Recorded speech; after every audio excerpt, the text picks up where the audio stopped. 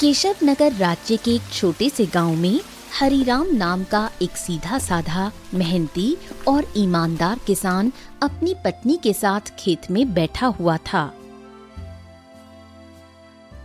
देखना, हमारी फसल इस साल बहुत अच्छी होगी। हाँ, क्योंकि मेरी मेहनत के साथ साथ मेरे खेत की जमीन पर तुम्हारी मेहनत का पसीना भी शामिल है अर्चना। हाँ। नहीं, सारे गांव में केवल तुम ही मेहनती और ईमानदार हो। तुम्हारे पास जमीन तो कम है, लेकिन तुम्हारा दिल बहुत बड़ा है। कुछ देर बाद दोनों पति पत्नी घर चले गए।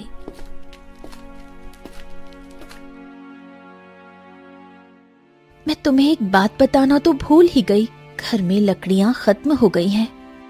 अरे चिंता मत करो, मैं कल सुबह सबसे पहले जंगल में लकड़ियां काटने के लिए ही चला जाऊंगा। ठीक है ना, ले आऊंगा। चलो अब।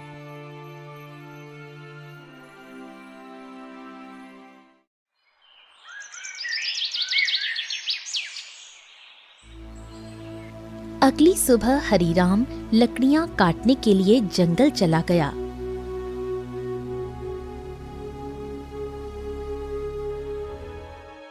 हरिराम एक पेड़ पर कुल्हाड़ी चलाने ही वाला था कि तभी उसने देखा झाड़ियों में एक घायल बंदर करहा रहा था।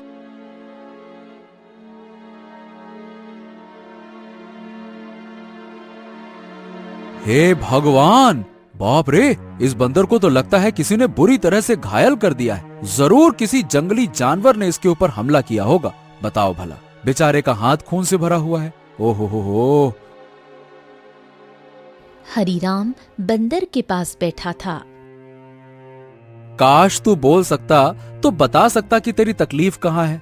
फिलहाल तो तेरे हाथ में खून दिख रहा है, लेकिन जिस तरह से तू दर्द से तड़प रहा है ना, बाप रे, तकलीफ तो कहीं और ही है। उसी समय वहां एक साधु आ पहुंचा। कौन हो तुम और बंदर से क्या बातें कर रहे हो? प्रणाम साधु महाराज, मैं तो बस लकड़ियां काटने के लिए जंगल में आया था। इस घायल बंदर को देखा तो इसके ऊपर तरस आ गया। लगता है किसी जंगली जानवर ने हमला किया है इसके ऊपर। देखिए ना, इसके हाथ से खून बह रहा है, लेकिन जिस तरह ये दर्द से तड़प रहा है, मुझे तो लगता है कि इसे कहीं और ही तकलीफ है। बहुत कम इंसान होते हैं जिनके मन में जानवरों के प्रति इंसानियत होती है। रुको रुको रुको। ओम। इतना बोलकर साधु मंत्र पढ़ने लगा। अचानक रंग बिरंगी किरणों से बंदर का जख्म सही हो गया। हाँ, अब ये बंदर तुम्हें बता सकता है कि इसकी तकलीफ कहाँ है। इतना बोलकर साधु वहां से चला गया। बंदर उठकर खड़ा हो गया। मेरे कंधे में बहुत दर्द हो रहा था। हाँ, अब अच्छा लग रहा है। एक शेर ने मुझ पर हमला किया। मैं बचने के लिए दूसरे पेड़ में कूदा। शेर का पंजा मेरे हाथ में लगा और मेरा हाथ घायल हो गया। मैं पेड़ ही नहीं पकड़ पाया और मैं जैसे ही नीचे गिरा, बाप रे बाप, मेरे कंधे में बहुत चोट लग गई थी। अरे, तुम तो बिल्कुल मनुष्य की आवाज में बात कर रहे हो। ये कैसे संभव हुआ? जब साधु ने मंत्र पढ़ा ना, तब मुझे ऐसा लगा कि मेरे अंदर बात करने की शक्ति आ गई है। मैंने बोला और मेरी आवाज तुम तक पहुंच गई। लगता है ये चमत्कार साधु बाबा ने किया है। हाँ।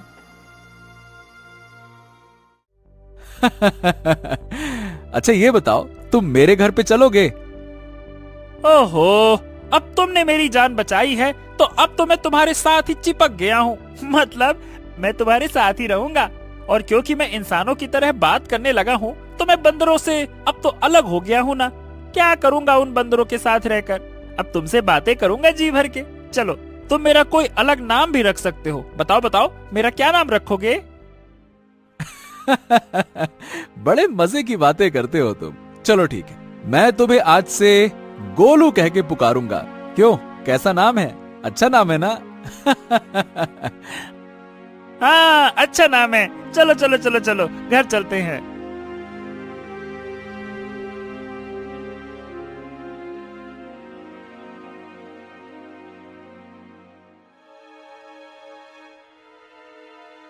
अरे, ये जंगल से तुम बंदर को क्यों पकड़ लाए? हरीराम पूरी घटना अर्चना को बताने लगा। क्या क्या वास्तव में बंदर बात कर सकता है? अरे तुम स्वयं पूछ लो। क्या नाम है तुम्हारा? मेरा नाम गोलू है। हरीराम ने मेरी जान बचाई है और अब मैं उसका साथी हूँ। साथी क्या, अब तो मैं तुम्हारे परिवार का हिस्सा हूँ। अर्चना आश्चर्य में पड़ गई। समय बीतने लगा। गोलू की मौजूदगी घर में नई जान ले आई थी। धीरे धीरे गोलू अर्चना के काम में हाथ बटाने लगा। गोलू अब हरीराम का सच्चा साथी बन चुका था। एक दिन गोलू हरीराम से बोला, हरीराम, अब मैं भी तुम्हारे साथ खेत में चलूंगा। क्या करूंगा घर में बैठे बैठे, मुझे भी चलना है। अरे गोलू, खेत का काम आसान नहीं होता, बहुत मेहनत लगती है। क्या करोगे तुम वहाँ पे? अरे क्या करूंगा क्या, मैं भी तुम्हारे साथ मेहनत करूंगा। और क्या मुझे कम मेहनती समझा है क्या? बस डर ये है कि गांव वालों ने तुम्हें बोलते हुए देख लिया ना, तो वो न जाने क्या समझेंगे। अरे पर जब मैंने तुमसे पहली बार बात की थी तो क्या तुम डरे थे क्या, बताओ? देखो गोलू, मैं दुनिया को जानता हूँ। हर कोई मेरे जैसा नहीं होता है जो तुम्हें समझ सके। ओहो, मुझे दुनिया से क्या है लेना देना, मुझे तो तुम्हारे संग है रहना। मेरा मतलब ये है कि मुझे बस तुमसे मतलब है, क्योंकि मैं तुम्हारा साथी हूँ। हरीराम मुस्कुराया और अगले दिन गोलू को साथ लेकर खेत चला गया। कुछ ही दिनों में गोलू ने खेती की हर बात सीख ली। अब वो हरीराम का सच्चा मददगार बन गया था।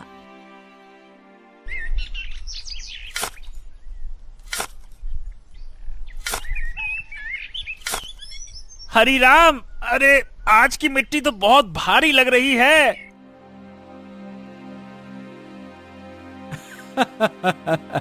गोलू, अब तो तू पक्का किसान बन गया है। मिट्टी का भी फर्क समझने लगा है। गोलू की बात अब गांव में फैलने लगी थी और ये बात आखिरकार पहुंची जमींदार चौधरी के कानों तक।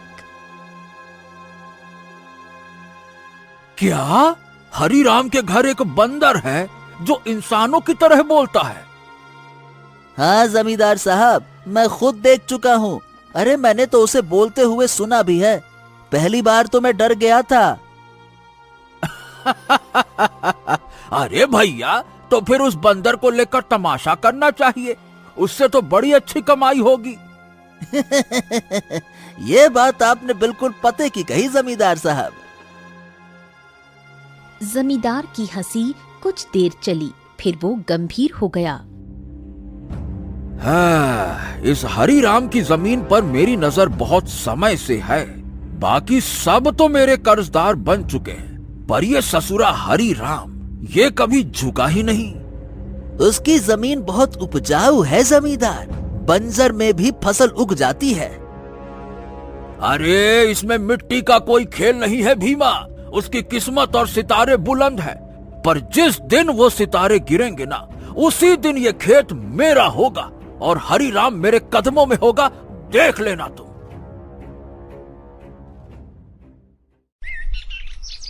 समय ऐसे ही बीतने लगा। एक दिन हरीराम और गोलू जब खेत से घर लौटे तो आंगन में बैठी अर्चना को देखकर दोनों के चेहरे पर चिंता की रेखाएं खिंच गईं। अरे अर्चना, क्या हुआ? ये कैसी खांसी है?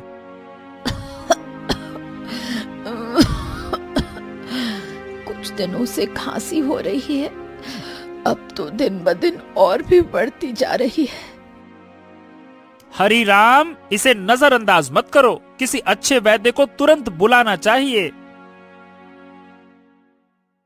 हरीराम ने देर न करते हुए गांव के एक अनुभवी वैद्य को बुला लिया।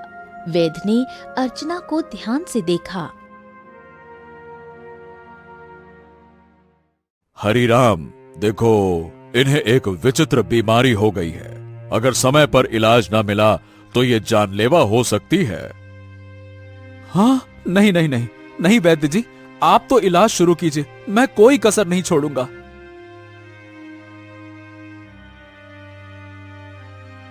उस दिन से हरिराम का सारा धन अपनी पत्नी के इलाज में लगने लगा। हफ्तों बीतते गए और एक दिन ऐसा आया जब उसकी सारी जमा पूंजी खत्म हो गई। उस दिन हरिराम घर पर अकेला बैठा था।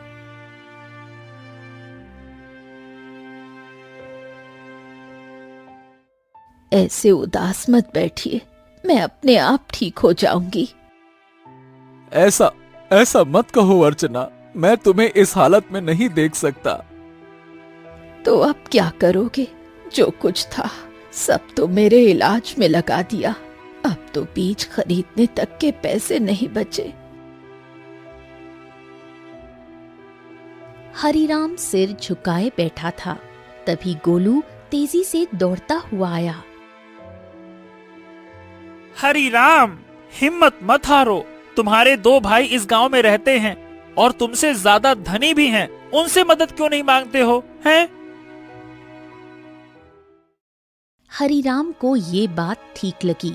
उसी शाम वो गोलू को साथ लेकर अपने बड़े भाई केशव के घर गया। ओहो हरि राम, क्यों भाई, आज हमारे घर का रास्ता कैसे भूल गए हैं?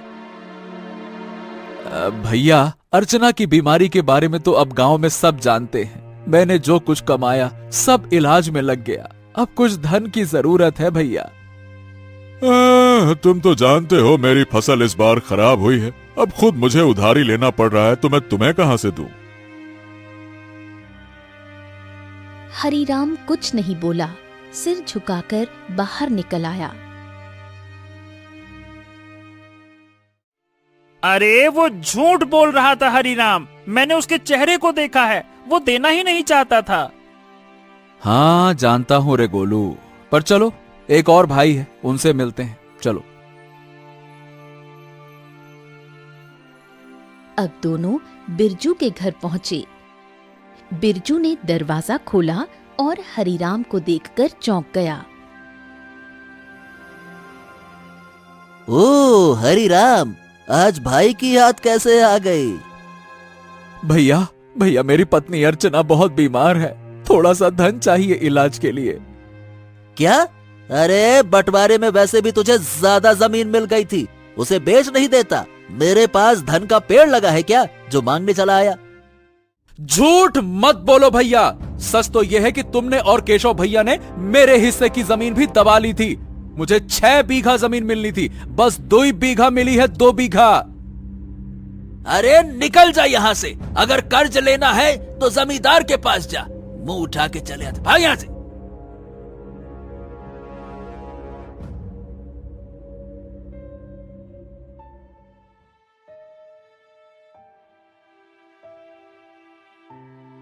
कैसे भाई हैं तुम्हारे हरिराम, एक भी मदद को तैयार ही नहीं है।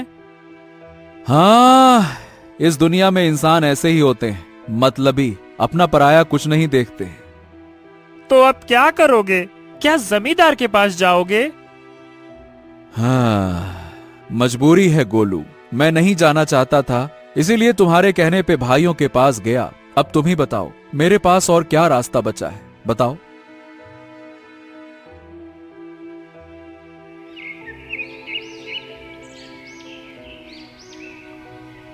अगले दिन हरिराम और गोलू जमींदार की हवेली में जा पहुंचे। उम्मीद उसे कम थी, मगर अपनी पत्नी की खातिर उसने खुद को झुका दिया था। मैं जानता था हरिराम, एक न एक दिन तू चलकर मेरी हवेली में जरूर आएगा भैया। आपने बिल्कुल सही कहा था मालिक। जब तक इसकी किस्मत चमक रही थी तब तक बहुत अकड़ में चलता था। अब देखो कैसा मुरझाया मुरझाया सा खड़ा है। ए जमींदार, तुम्हें किसी की हालत का मजाक उड़ाने का हक नहीं है। लोग तुम्हारा सम्मान करते हैं, तुम्हें भी दूसरों का सम्मान करना चाहिए, समझे?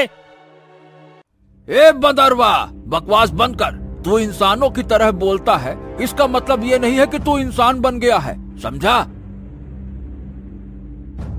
हाँ भैया हरिराम, बताओ बताओ क्यों आए हो? क्या बताएं, आपको तो सब पता है, मेरी पत्नी बीमार है, सारा धन इलाज में चला गया, कुछ धन की आवश्यकता है। अच्छा, धन चाहिए तो भैया मेरी शर्तें सुन लो। ब्याज 50% और बदले में कुछ गिरवी रखना होगा। हाँ, मेरे पास कुछ बचा है क्या जो गिरवी रखूं? जो सोने के आभूषण थे वो भी इलाज में बिक चुके हैं। अरे है ना, क्यों नहीं है? तेरे पास 2 बीघा जमीन है, भैया उसे गिरवी रखो। वक्त पर कर्ज चुकाएगा तो जमीन तेरी वरना मेरी, सीधा हिसाब। बोलो भैया। हरीराम सोच में पड़ गया। उसे अपनी पत्नी का जीवन बचाना था, मगर कीमत बहुत बड़ी थी। अरे ये तो सरासर अन्याय है। तुम किसी की मजबूरी का फायदा उठा रहे हो। ऐसे तो हरीराम कभी कर्ज ही नहीं चुका पाएगा। ए हरीराम, पहले तो तू इस अपने पालतू बोलने वाले बंदर को ले जा यहाँ से, नहीं तो मेरा मन बदल गया तो हो गया तेरा काम। जब से आया है पटर पटर पटर पटर। चुप कर। हरीराम चलो मेरे साथ, ये कर्ज मत लो, चलो। गोलू, मेरे पास अब और कोई चारा नहीं है। अरे तुम बस चलो तो, मैं तुम्हारी मदद करूंगा ना। हाँ चलो मेरे साथ। हरीराम गोलू के साथ चला गया। हवेली के भीतर जमींदार और भीमा गुस्से से खौल रहे थे। ए मालिक, हरीराम तो हाथ से निकल गया। अरे चिंता मत कर बेटा, मजबूरी उसे फिर लौट आएगी। कितना दूर जाएगा वो?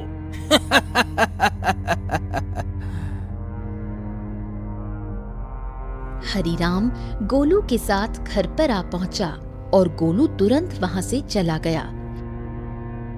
शाम तक गोलू लौटकर नहीं आया। हरीराम और अर्चना की चिंता बढ़ने लगी। गोलू अब तक क्यों नहीं आया? कहीं जमींदार ने उसे कुछ कर तो नहीं दिया? अरे पता नहीं कहाँ गया। मेरा मन भी बड़ा बेचैन है। रात बीत गई। सुबह सूरज की किरणों के साथ ही गोलू वहां पहुंचा, हाथ में एक चमकती जड़ी बूटी के साथ। अरे गोलू, तू कहाँ था? हमें लगा कहीं तुझे कुछ हो तो नहीं गया। अरे मैं जंगल गया था उन साधु महाराज को ढूंढने जिनसे मुझे बोलने की शक्ति मिली थी। उन्हें मैंने सारी बात बताई और उन्होंने दया करके ये जड़ी बूटी दी है। उन्होंने कहा है कि इससे से बड़ी बीमारी ठीक हो सकती है। हाँ। गोलू ने वो जड़ी बूटी अर्चना को दे दी। कुछ देर बाद अर्चना की आंखों में चमक लौट आई। मुझे बिल्कुल स्वस्थ महसूस हो रहा है, जैसे मैं कभी बीमार ही नहीं थी। हाँ। अर्चना, तुम्हारी खांसी भी ठीक हो गई। और गोलू, तू तो हमारे लिए देवता बन गया। अगर तू नहीं होता तो मैं जमींदार से कर्ज लेकर अपनी खेती भी खो बैठता।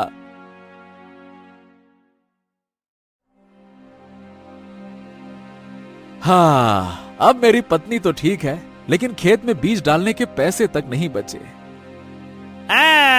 मैं जानता था कि अर्चना के ठीक होने के बाद तुम्हें बीज की जरूरत पड़ेगी, इसीलिए मैं साधु महाराज से बीज भी लेकर आया हूँ। हाँ, ये देखो। क्या बीज? हाँ, उन्होंने ये चमत्कारी बीज दिए हैं। अब देखो, अगर तुम इन्हें अपने खेत में बो दोगे तो ऐसी फसल उगेगी जो पूरे राज्य में किसी ने नहीं उगाई होगी, और सबसे पहले तुम्हारी फसल ही तैयार होगी। हाँ, मजा आ गया ना? इतनी जल्दी? हाँ, लेकिन एक शर्त भी दी है साधु महाराज ने। जब तुम्हारा समय अच्छा हो जाए तब तुम उन लोगों की मदद करना जो जमींदार के कर्ज में दबे हुए हैं। अरे मित्र गोलू, गोलू गोलू गोलू, तू मेरा सच्चा साथी निकला। हम दोनों मिलकर अच्छे से खेत में फसल बोएंगे। चल मेरे भाई।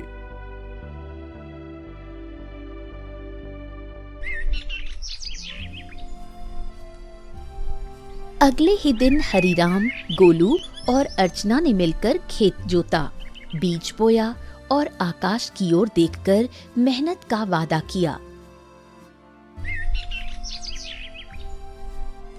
कुछ ही दिनों में हरीराम के खेत में ऐसी फसल लहराई जैसे किसी ने पहले कभी नहीं देखी थी। गांव वाले चकित रह गए। अरे देखो रे देखो, हरिराम के खेत में तो जैसे सोने जैसी फसल लहरा रही है। हाँ हाँ हाँ हाँ हाँ। हाँ, हमारी फसल तो अभी जामी भी नहीं है और इसकी तो फसल भी तैयार हो गई। और उसकी बीवी अर्चना, जो कि महीनों बीमार रही, अब रोज खेत में काम करती है। भैया, ये तो कोई चमत्कार ही लगता है।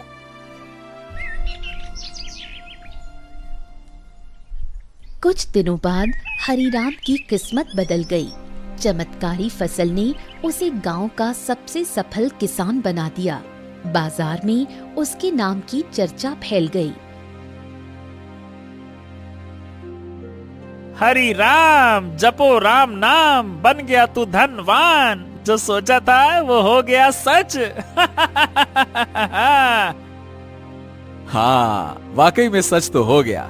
लेकिन अब बारी है गोलू वादा निभाने की, उन सब की मदद करने की जो जमींदार के कर्ज में डूबे हैं।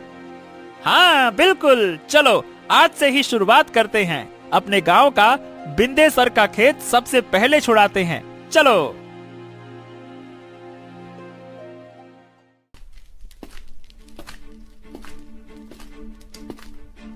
हरीराम और गोलू ने अपना मुनाफा इकट्ठा किया और एक एक कर गांव वालों का कर्ज चुकाने लगे। बिंदेसर, भोलू, रज्जो सभी ने अपनी जमीन वापस पा ली। हरिराम भैया, आज आपने हमें नया जीवन दे दिया। सही बताओ, बिल्कुल, बहुत बहुत धन्यवाद।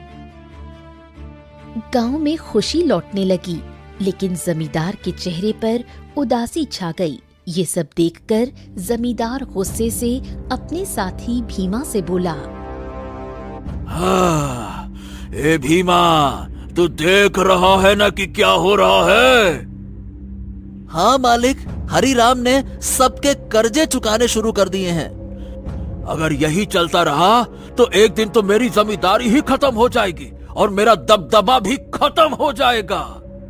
आप तो आदेश दीजिए मालिक की करना क्या है। अब बहुत हो गया भीमा।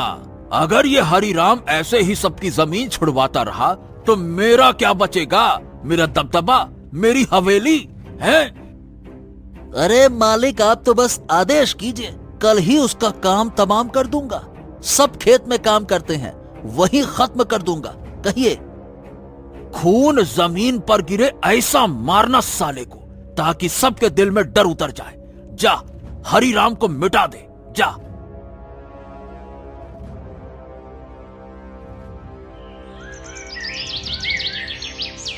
सुबह का सूरज उगा, लेकिन किसी तूफान से पहले की शांति जैसा लग रहा था। हरिराम खेत में बीजों को देख रहा था, जो अब सोने जैसे चमकते दिखते थे। अरे गोलू, देख तो, ये फसल तो जैसे गाना गा रही हो। तुम्हारे हाथ की छुअन में जादू है। हाँ बिल्कुल सही कह रहे हो मित्र। इस बार की फसल सोने की फसल जैसी उगती हुई दिख रही है। वाह वाह वाह वाह वाह वाह। इतना बोलकर अचानक गोलू एक ओर हट गया। सच तो ये था कि गोलू को किसी की आहट की भनक लग चुकी थी। तभी वहां जमींदार और भीमा आ पहुंचे। भीमा के हाथ में लंबा बर्छा था। हरिराम झुका हुआ था। अब भुगतो किसान। जैसे ही भीमा ने हरिराम की ओर बर्छा फेंका, एक छलांग, एक चीख, एक वार, लेकिन हरिराम पर नहीं, गोलू पर। गोलू! नहीं नहीं नहीं, ये क्या किया तूने? तुम्हारे लिए मित्रता का मतलब सिर्फ साथ नहीं होता, कभी कभी बलिदान भी होता है। तूने मेरी जान बचाने के लिए अपनी जान दांव पर लगा दी। क्योंकि तुम मेरे साथी हो और मैं तुम्हारा।